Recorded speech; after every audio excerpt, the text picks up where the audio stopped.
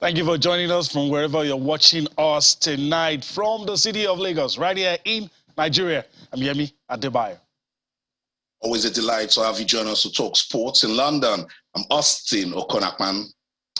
All right, let me start the ball rolling with the stuff that we're going to be talking about on the show tonight. Of course, Russia-Ukraine crisis will be a major focus on the show tonight. The big question on everyone's lips: should Russian athletes across board be allowed to compete in the various events they partake in? A lot of questions. Antonio Conte got in some controversies when he said Russian athletes should be allowed to compete. We'll talk about all of that for you as we move on the show. Of course, on the front burner also is the 2022 FIFA World Cup qualifier between Nigeria and Ghana. We'll be talking about that as we move on the show. We will also spare some time to look at what's happening with wrestling, netball, and also give you a slice of things happening in the UEFA Europa League, and also take a look at the aftermath of matches played in the UEFA Champions League. We now know the quarterfinalists, and we'll also do our best to give you a slice of tennis. That's the outlook for the show tonight.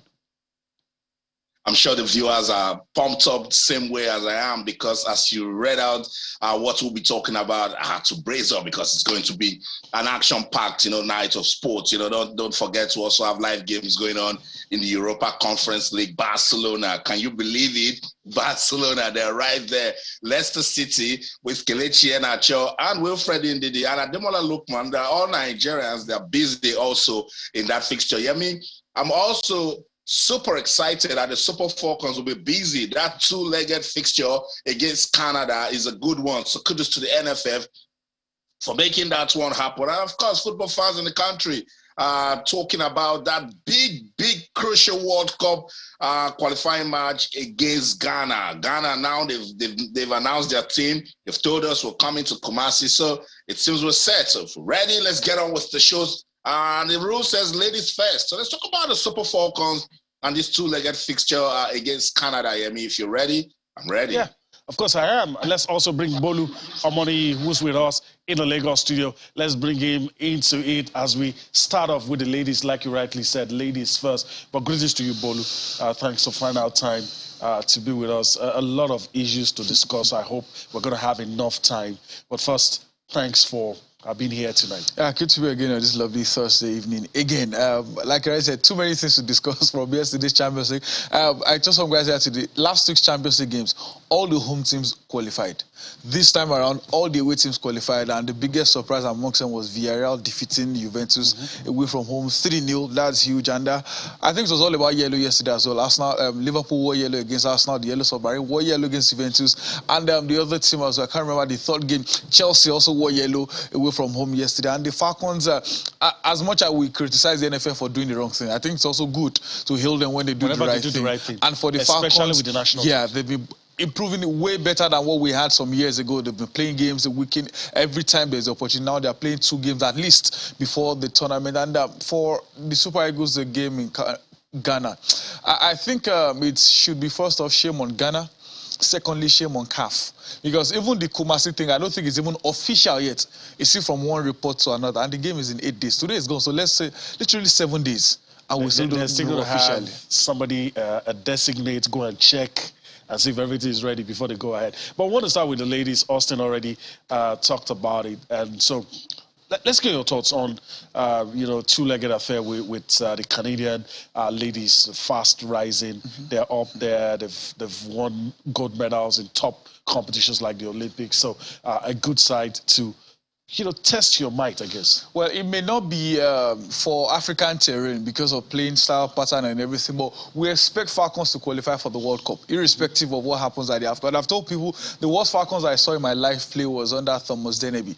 But from what I'm seeing under Randy Waldrum, it seems Randy Waldrum is trying to take over that position. But like the Deneby team, anyhow, we still find ways to qualify. So hopefully they qualify. So the Canadians are probably a good test of what we can do in the world stages. Yes, on the African scene, no matter how bad, local balance will go rough am.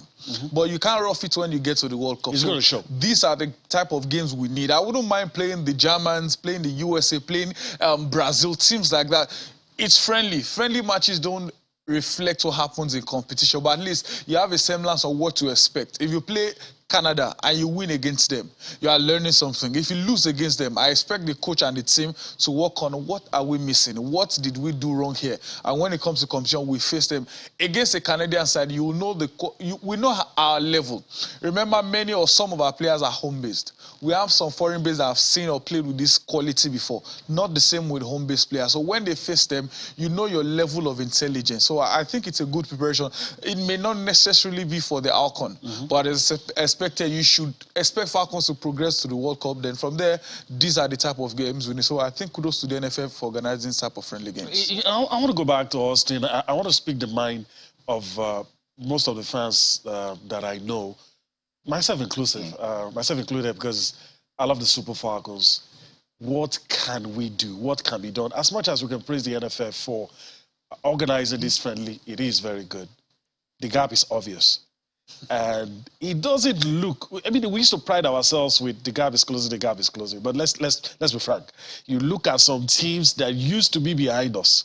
You can't confidently say these days that the Super Falcons will take this side. And so it looks like while we are on one spot, the margin, we're getting left behind. That's just where I'm going. So what do we do? What's the antidote? As much as this is good, what do we do that we could now say, okay, now the gap is closing? Yeah, I think a wise man once said that if you can't find your way to where you're going, go back to where you're coming from. And the only way back here is going back home, going back to the basics, going back to the grassroots, going back to the league. We love what we're seeing with the Nigerian Women's Football League. Just yesterday, Rivers Angels, their unbeaten run at home for about 3 seasons, was ended by Royal Queens. We saw Delta Queens go away from home, and they won. And we've seen beautiful football. Invest more in your league. Do more for the girl child in terms of talent discovery and development. That's what Morocco is doing. That's what South Africa did, and they're still doing it. That's what Kenya, they are doing with their women's league football. So while we're saying well done that you're bringing the A-League friendlies and taking the Super Falcons to different regions to play friendly games, what about home? What are you doing back home? Because you need to remember the road that will lead you back home when things aren't getting rosy. So, those guys are closing in because of, look, they've monitored Nigeria. Oh, they've been winning. Why were they winning? That country is so blessed. They've got abundance of talent, But what are they doing to produce more, to keep this process going? That's what they couldn't find in Nigeria, and they went back home, discovered it for themselves, and now they're beginning to close the gap. Look at what South Africa is doing for women's football. The investment is massive. Morocco, they are investing as much in their women the same way they are doing for their men.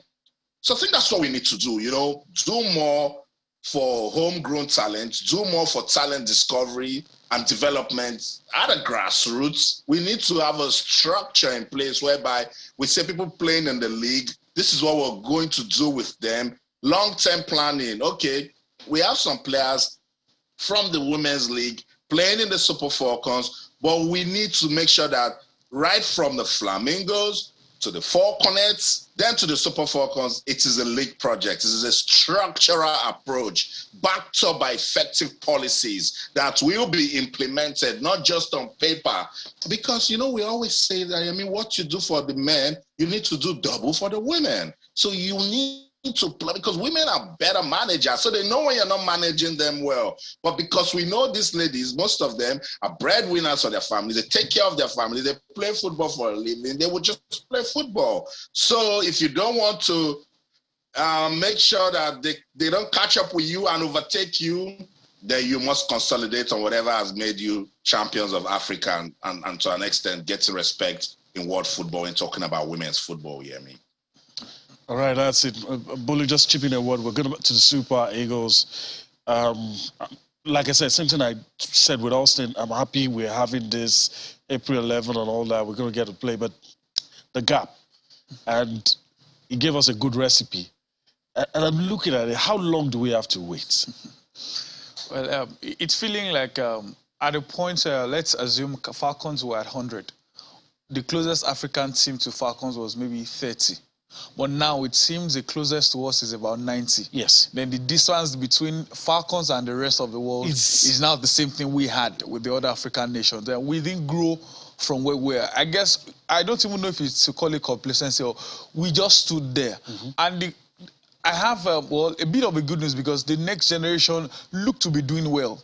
But the question is, how much of those generation are we infusing into the Falcons now? I say it all the time, we have too many old women in the Falcons that should have moved on from there. I've seen the Falconets play, I've seen the Flamingos play. I think some of them are good enough to have moved up to the next level a bit. It makes no sense when you are spending maybe you shouldn't even be going to 2 under 17 for what? You shouldn't be going to 2 under 20. No. After one and you are good enough, you should move to the next level. Look at how the Falconet are treating every other African women. I believe some of them are good enough to, yes, we had 3 of them in the last couple, but how many seconds did the ones that play? So I think we should be thinking of how to move Progression. on. Some of the Falcons players have been there for over 10 years. No, we should have moved on from there. And again, like Austin Riley said, no matter how much you go around, if the visitors or if the outside world don't care about you, you have to think about your home. And that's exactly what the local league will do for you. At least, even if the men's league, there's still maybe a wide gap. I don't think there's that much gap between our women's league and the rest of it. So hopefully we can use them well. I saw an interview with Mercy Akide. She talked about her sets where some of them or most of them were picked from maybe local league or school games or so. But it's not the same thing now. Most of our scouts, all they just do is they listen to journalists to push agenda, or they go abroad to pick players. But what if those talents are not there abroad? You have to look out for what you have inwards, which is in Nigeria. All right. We had to spend quality time to talk about the ladies. Also give kudos to the NFF for what they've done by organizing that friendly. But we want more. That's just the case. We want more. Let's move on the show and talk about the big one. Nigeria against Ghana. Information reaching us, well, as of yesterday, a lot of drama actually, but as of yesterday, the Baba Yara Stadium is the new venue for the game between Nigeria and Ghana. At some point we thought we were going to be in Accra. Now we're going to Kumasi. That's where the game will be played. And Bully, we joked about so, familiar stories. Some of the things you see happen in Nigeria, I mean, no surprises. You've seen it there. And before we came on set, we're talking about even this stadium has not even gotten the final approval. There's still some CAF designates we're going to check. And even for this, and even the approval that they will get is just for this game. It shows how unserious we are, kind of, because if it's about 7 days to the game and we don't even know where we are playing, naturally you expect that for the team traveling, that's for Nigeria, we would have set up maybe flights, sorted everything, but now we don't even know where we are playing. The initial report was they were supposed to play in Cape Coast. They wanted to move that game away from there, but CAF told them no, this is the only stadium that you have that meets the standard. Suddenly they did that. The fact that they did democracy, whatever, that's on them. Then if it's not ready, move to the. There was a report that after NFF reported to FIFA, blah, blah, blah, they told them to move to a neighboring country, maybe Benin Republic. They said they didn't want to go. Well, that's on you. If the stadium is not ready now, what's the guarantee to be ready by them? The same Kumasi stadium that was rejected. Now, okay, you can use it just for one game. And the drama now is there are talks of voodoo around the stadium that the last time they played a double header like this was against Egypt, where they scored 6, and voodoo whatever. We don't care. Just do the business. But like you rightly said, we don't even know the official reports from CAF yet if we are using this venue. And the game is supposed to be on the 25th of March. Today is 17th. 25th is just around the corner. I hope we won't have to start running around. Remember what happened to Inyimba? Yeah. For similar reasons. It's laughable. But let me bring Austin into this. Of course, CAF is telling us when it's going to get the approval and all that. What if this stadium eventually doesn't meet the standard? I'm just trying to play the devil's advocate here. You're talking about putting floodlights of a particular range. Some of the things that CAF is saying must be done. And I'm coming with what if? What if? Then what?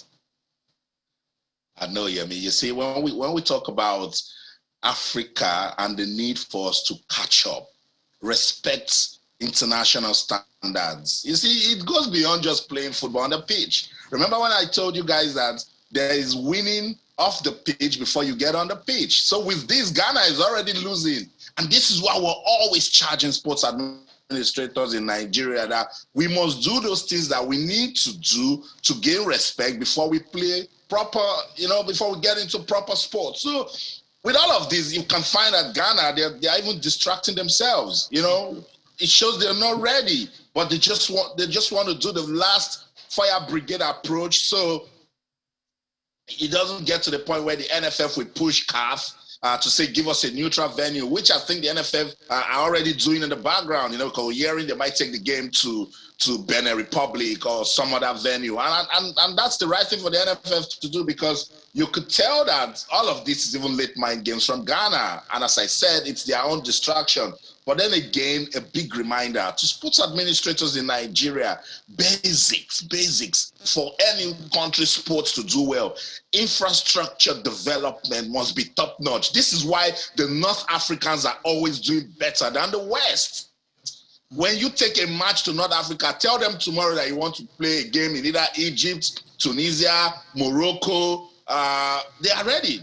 They are ready. They've got facilities that are top class, world standards, and that is why you can see that it is showing off in their output. So we need to go back and look at Senegal. After winning the AFCON, they unveiled a massive, fantastic stadium. It is everything, and that's why I was saying in Nigeria too that we should do the same thing. So I think CAF, we should give CAF from now till maybe Friday, which is tomorrow.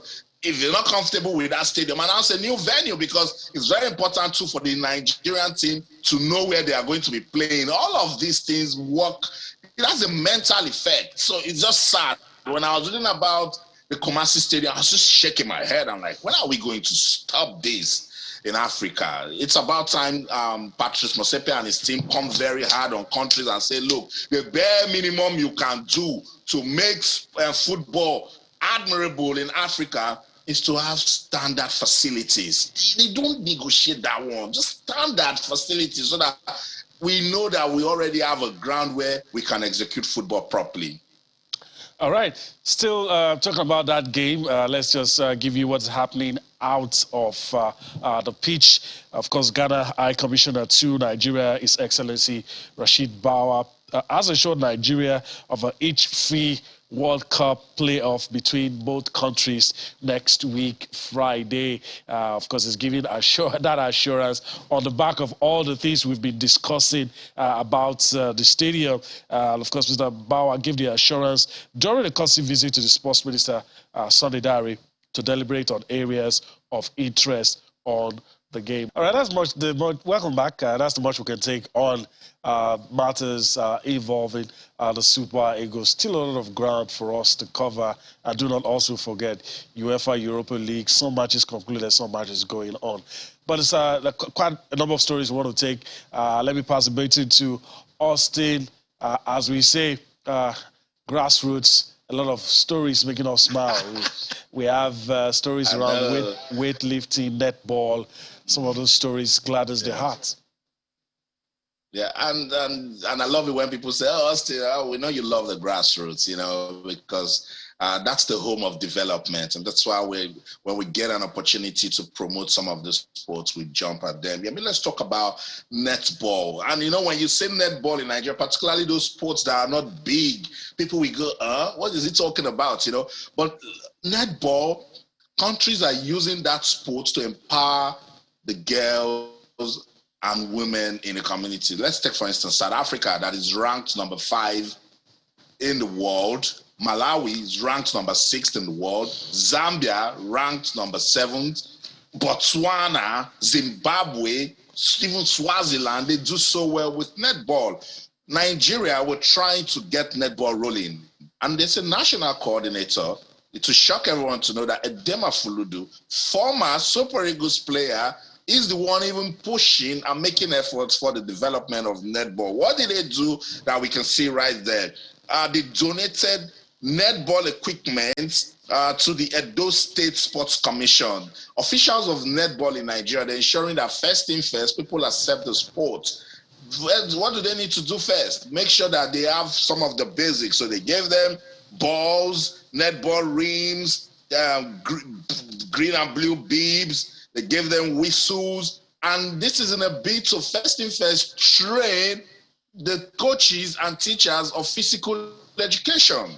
You see, that's what we're talking about. Not just jump into it when you don't understand what's going on. Make it a step-by-step approach. And so they have also distributed similar number of netball equipments to partners in Abuja, Akwa Ibom, and some parts of the country. And for them, they want to make sure that gradually everyone begins to get into this netball story. And I love it. So say, okay, look, if this is what they're doing to make sure people get into it, next step now is to make sure that they train the coaches, train the trainers, so that they can now start looking for the talents to train. Cornelius Eyimi Agbe is also part of the coordinators of netball. He's right here in the UK, and they're making sure that they put out an education for everybody to understand the sport. And let me take it back to Bolu. And Bolu, this is what I call deliberate planning, because if you check it, for a sport that is not so big in Nigeria, this sort of approach, first thing first, we put education out there. And then also say, shout out to Edema Fuludu, someone who is deeply rooted in football, is finding passion, not just in a woman's sport, but to use it to empower the girl child. I thought it's laudable.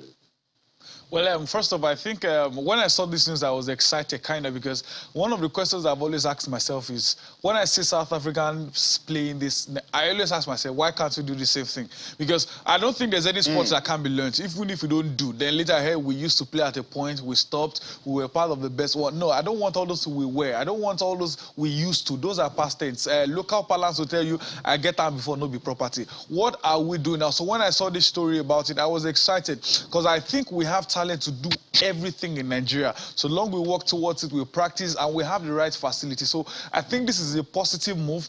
One thing is sure, hundreds of girls will be interested in playing this game. And you never can tell. We may be the next best thing in Africa. We may be the next best thing in the world. So I think it's a positive move.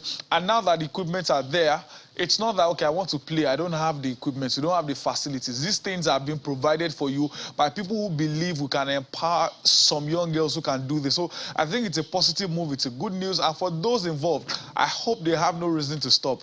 Who knows, like I said earlier, we may be the best in the nearest future if we continue this.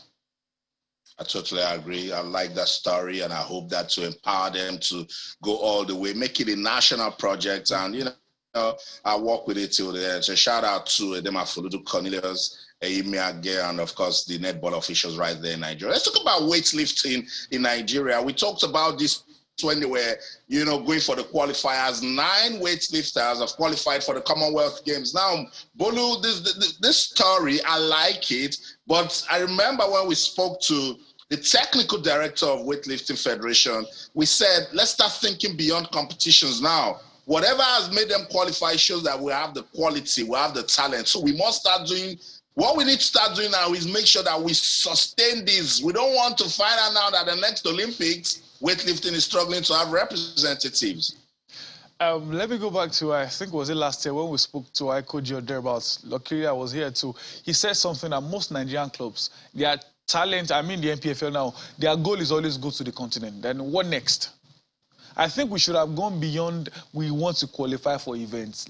Our challenge should be we want to win this event and win and win. Then there's more to these events than just qualifying and winning. I listened to Arun Okodi when he was talking about the competition he went for last year, that after each break, he sees young athletes, young guys, they have a team, about some of them 5 to 10 physiotherapists, massagers, everybody. But the only thing just jogging on the seats and preparing. It means there's more to winning all these things than we see. Like you rightly said, now these guys have qualified without stress. Then when it comes to the major events where there'll be more money, more exposure, better medals and everything, they will start having issues with it. And it means poor preparation, poor planning, poor facilities. The guys that represented Nigeria in table tennis as Agumbiade at the Paralympics, he said the equipment he used to practice about 20 years ago, he was using the same thing. And the young guys there were using modern equipment. So I think beyond qualifying, we should encourage these guys more with everything they need. The truth is, yes, they are winning for themselves, but in the end, they are representing Nigeria as a whole.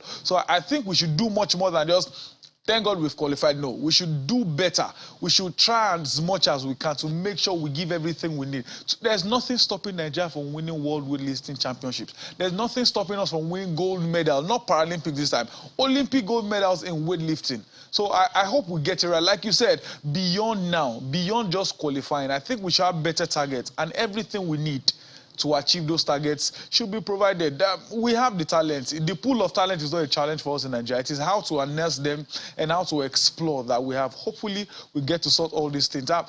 I think I'm more excited for the future of Nigerian sport, at least from what we are seeing. Hopefully, my hope will not be dashed in stones. So that's it. 9 weightlifters, 7 of them women and 2 men. So the women still busting it right there for weightlifting at the Commonwealth Games. Some of the names that we know are Dijat Adenike Olarinoya. She was ranked first in the 55 kg category. This is what we're talking about. I will remember that when she went to the World Championships, she won gold. She did so well, so we want to keep it going. While Stella Peter Kingsley is ranked second in the 49 kg women category. Rafiatu Folashade Lawal, she's ranked first in the 59 kg women's category. She also qualified for the Commonwealth Games, while Islamiyat Yusuf is ranked 4th. In other women categories, Joy Bone is then the team Osijo Taiwo. For the men, Joseph Umofia Edidiong and Emmanuel Appa, they ranked 3rd and 5th respectively in their category. So yeah, I mean that's 9 weightlifters representing Nigeria for the Commonwealth Games. Yeah, I'm on the same seat with Bolu. I don't care what happens in Birmingham. I don't care what happens now. I just want to see these young ones keep pushing the limits, qualifying for events. I mean, it should be beyond the now. You know, somebody goes to the Commonwealth, doesn't win it, and we forget about that person. No. I mean, we have to start having programs where you pick an 8-year-old or you pick a 10-year-old, and you have a plan. By this time, 10 years, you should have been able to do this. So let's not, bottom line, let's not get tired of investing manpower, energy, resources into these athletes, because in the long run, we'll get to do it. And you've talked about the abundance of talents. We can do basically anything we set our minds to do here in Nigeria. All right, so we're done with that. Let's move on and talk about what is happening in Europe right now as we speak. Let's take some updates. First, let's start with the completed games. The biggest game so far. Everybody's looking out for Sevilla and West Ham. We'll get back to that. But let's see this one's Bayer Leverkusen at Atlanta. Of course, Atlanta still going away to win. And, of course, the true 4-2 on aggregate. Galatasaray and Barcelona. They didn't do the job at home. They traveled to Turkey, got the job done. And on the strength of that, they are through to the next round. Monaco and, of course, Braga, the Portuguese side, headed 1-1 on the night, 3-1 on aggregate. The Portuguese side advanced. This one, if you love Nigeria and the Super Eagles, you probably would be happy with this one. The team from Serbia defeated Glasgow Rangers actually, Rangers qualified on aggregate, lost this game but qualified on aggregate on the strength of what happened in the first leg. And so Rangers qualified 4-2 on aggregate but losing the game on the night. This is the game everybody is talking about, the biggest game at this stage. West Ham and Sevilla as it is. That's the result on your screen. The game is currently going on at 31 minutes of football played. Aggregate score is what you have on your screen. It is live. It is going on. Quick one from Bolu. West Ham have really pushed above their weight, but do you see them upturning this one? Well, first off, remember there are no away goal rules. So a 2-1 win, the game goes to extra time. And if there's one team that, if they are changing the name Europa League to their name, it has to be Sevilla, because they are the most successful team in this competition. So I think West Ham have a huge mountain to climb. Sevilla are one of the best possession team we have in Europe. But from what we've seen West Ham do in this competition, it is very possible. Is it difficult? Yes, it is. But it is still doable. If they come up with their A game, they can. But obtaining the result against Sevilla is always very big, Very, very especially in difficult. the Europa League. But let's see if the London boys have what it takes against the Spaniards. All right. Of course, what you saw flash on your screen, some matches also that are still currently going on. Lyon, FC Porto, it is 1-1 for now. You have, of course, Eintracht Frankfurt and Real Betis also currently going on. We'll let you know if there's any change in those matches. And of course, if it stays this way, Lyon will go through. If it stays this way, Frankfurt will go through. But there's still a lot of football to be played. Just 35 minutes of these matches. So that's it. All right, let's move on. I'll talk about what happened yesterday. I'm going to get Austin's thoughts. I think we've not spoken since what happened to United happened. And so let's take a look at what happened yesterday and also take a look at the quarter-finalist in the UEFA Champions League. The men have been separated from the boys, and that's what you have on your screen. Atletico Madrid, Bayern Munich, Benfica, Chelsea, Liverpool, Manchester City, Real Madrid, and Villarreal are the teams that have qualified. If there was one result I didn't expect was Villarreal hitting Juventus 3-0 in Turin. I didn't see that happening. But like we always say, Austin, football teaches us lessons every time. Yeah, it stuns you when you think you know it, you know. What a story, Villarreal, and that performance right there in Turin over Juve. I saw Samuel Chukwueze doing a lot of dancing, and I can't blame him. That's a massive, massive achievement. And it means that for the third time, in a row, Juve, they have failed to go beyond the round of 16. They need to sit down and check what is wrong with the Bianconeri, because I think they are a side that should be going all the way to the quarterfinals. So we've got two teams who are likely, potential destiny killers in the UEFA Champions League, Benfica and Villarreal. Remember the last time we spoke, I was hoping that Ajax, to an extent, with the sort of way they've played in the UEFA Champions League in the last 2 seasons, they've drawn fans close to them, but Benfica went on to win that one. And what a story. Manchester United, even their fans right here in the UK, they can't get beyond that loss to Atletico Madrid. That's football for you. And a lot of talks here and there. They thought Rangnick was going to come and change things and do things differently, but it seems like it's same old, same Manchester United. But Chelsea, they deserve all the praises and commendations they are getting. They're just staying focused on the pitch. Despite everything going on in that club now, they're staying focused and getting the results on the pitch, and that's what matters. So quarterfinals now, Chelsea defending champions, and that's it right there. Thomas Tuchel, he has been praising his team that this is top class, show of character and keeping their mentality checked. So I think that we should look at Chelsea, closely. Let's take a look at some talking points after Chelsea defeated Lille to advance in the UEFA Champions League.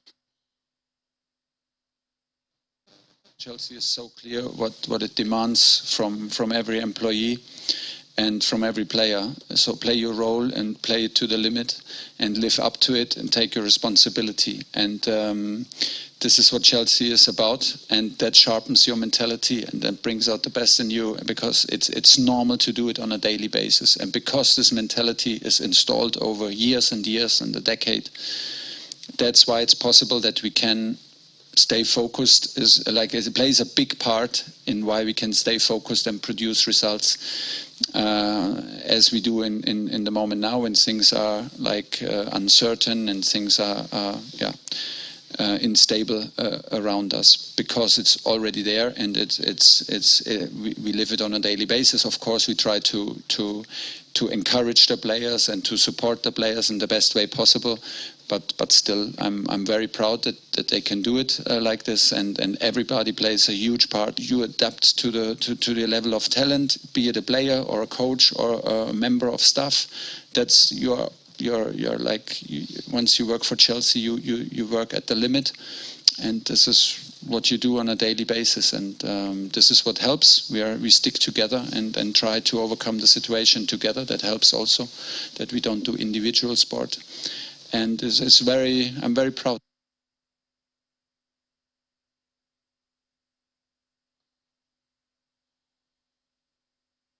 So that's Chelsea manager Thomas Tuchel talking about the mentality that his Chelsea players are displaying despite everything going on right there at Stamford Bridge. Chelsea through to the quarterfinals, Yemi, and I think that's a big one for the club. And these players, with everything they are going through now, the only thing they can tell themselves is let's stay strong and see if we can tell a beautiful story out of this.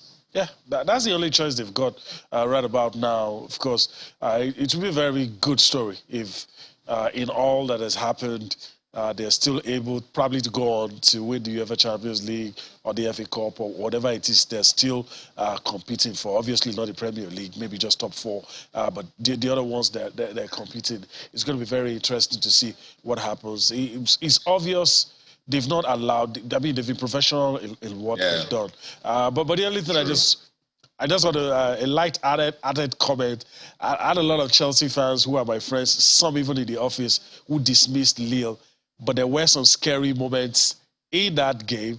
And if that goal, if the Yilmaz header had gone in, we'll probably be saying something else. But even Tuchel himself, Bolu, before we go to break, even Tuchel himself admitted that in this sort of matches, sometimes you need luck. Well, no matter how good you are, sometimes luck, they call it fine margins in football. If that had gone in, it could have been a different story, like Riley said. You just have to be lucky. But again, like they say, luck is opportunity mixed with prayer. You have to be ready to accept or receive the luck. Not just, people see luck as just someone just knock on your door, take $1 million. No, that's not luck. You have to be ready for what it is. So I think I respect how much they've found ways to get their off-field distractions away. Because since the issue with the Abramovich, they've been winning their games. They are not playing spectacular football, but they, like the game against Newcastle, they could have considered the penalty and the outcome could have been different. But they are doing the necessary job they need to do on the field of play.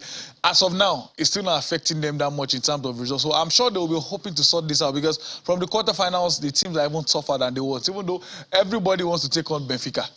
Everyone in that quarterfinal wants to take on Benfica, but you never can tell. So I'm sure Chelsea will want all these things to be solved ASAP, so they can focus more on the football alone, minus all the unnecessary distractions.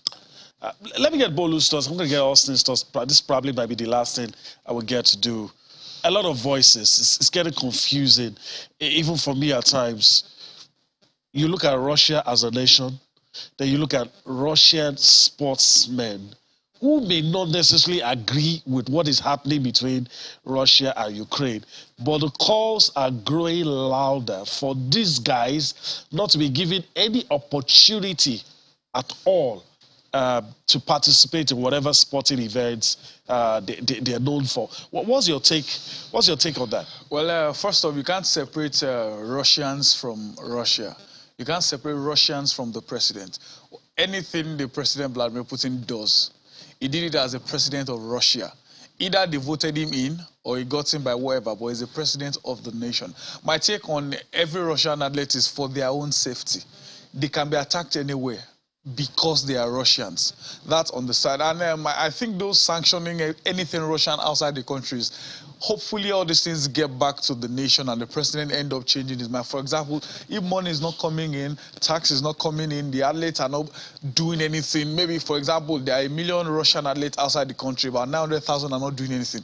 Maybe their voices could change their mind. There's no guarantee all these steps will make the president change his mind. It's just a thing of, at least, if all the billionaires, all the popular sportsmen and co are not allowed to do what they do, maybe, it's a huge maybe, it can change Vladimir Putin's mind to step down, because he's the one in the end that has the call. Anything he says is what will happen in the end. So I guess that is why. But my take in cancelling or stopping these guys for their safety. Remember, the Russia-Poland were to play the World Cup playoffs. Poland are taking in Ukrainians. Then imagine they are playing that game in Poland. What happens to the safety of this guy? Because out of anger, the truth is all the Ukrainians have died. They don't know anything about it. They are not the ones fighting for NATO or whatever. So innocents in the end are the ones that will suffer the most. So I just hope all these things we get to solve. We just need to enjoy living. Like, the truth is, everything will never go back to what it was. But at least, if we go back to peace, it's a step in the right direction. So I think that's my take on it. For the safety, personal opinion of all these Russian athletes, because any competition or event, either individual or team sports, they themselves are not safe outside their country. All right, as we prepare to close, let me go to Austin. There's always been this question about sporting merit. If you deny somebody the chance without competing on the field, it brings this question of sporting merit. For instance, we are not seeing Spartak and the German RB Leipzig today, not because they beat Spartak Moscow, but just because they're a Russian club. And so it takes away that sporting merit. So I don't know, but what's your take on it before we go? I mean, these are very delicate times, yeah, and that's why you can see we have diverse views. You can see, but at the end of the day, there's no one who doesn't like peace. The world wants peace, and that's what they're trying to get. So if they feel that it's coming from one angle, that's we need to get this peace, then everybody is trying to get through that. I understand what you just said about merit, but it is what it is. Abramovich is suffering what he's suffering because of Russia, and some of the things I've seen with some of the athletes also. We just want peace. And at the end of the day, let's just hope that they will look into sports and see ways that they can use sports to bring peace to the world, not just Ukraine and Russia. All right, that's it. All right, that's a good place to land it tonight. Let me first quickly thank Bolu Omoni for his time on the show tonight. Bolu, thanks for being here. It's always a pleasure being here. All right. Thank you for allowing us into your homes. Thank you for allowing us to be a part of your day. We'll be back here again tomorrow. I'm Yemi Adebayo. Bye-bye now. Let's do this again tomorrow. But until then, I'm Austin Okonakman in London saying, in everything you do, remember to keep talking sports. Bye for now.